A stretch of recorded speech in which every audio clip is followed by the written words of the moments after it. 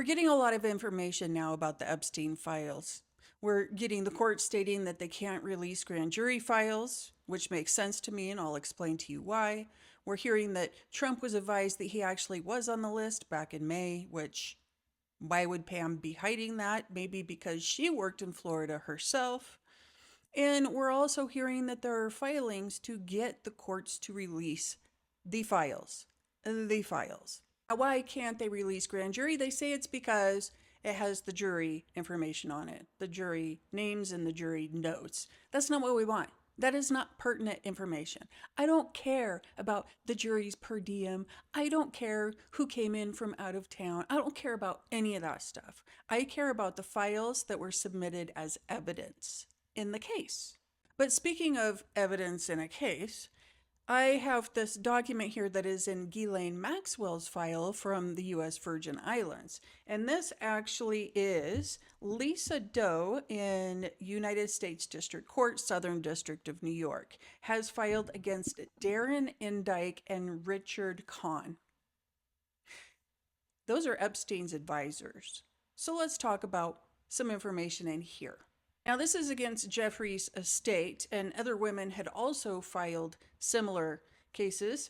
And this is against Financial Trust Company, Inc., NES LLC, and HBRK Associates, all which Jeffrey Epstein had affiliation with. And they're charging damages against those because they hold the estates as well. Now, here's where it's important to note. Alleged involvement of the corporate defendants.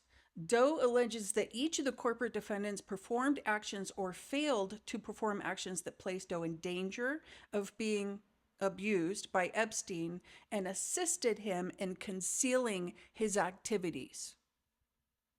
She knew of these businesses and she knew of their inner workings in concealing their activities. It goes further to say that she alleges that HBRK and NES employees were hired by Epstein to strictly perform functions to allow his activities with young females. He hired employees to help him with his activities with those companies. Here's what's important. These employees were also tasked with maintaining a list of names and phone numbers of young females, including Doe, to schedule them to go to the property to engage in activities. It goes on in the complaint to say the FTC employees did similar things, hiding the activities. So here we are. We have Darren Indyke, Richard Kahn, we have FTC, HBRK, and NES.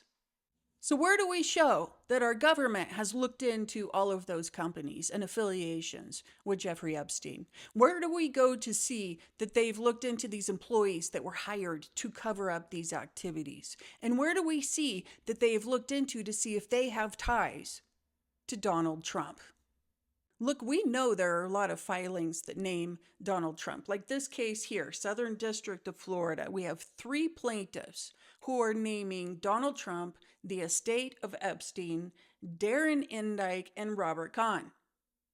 I mean, it says right here in this complaint that Donald Trump is one of the affluent and prominent persons who willfully paid for activities.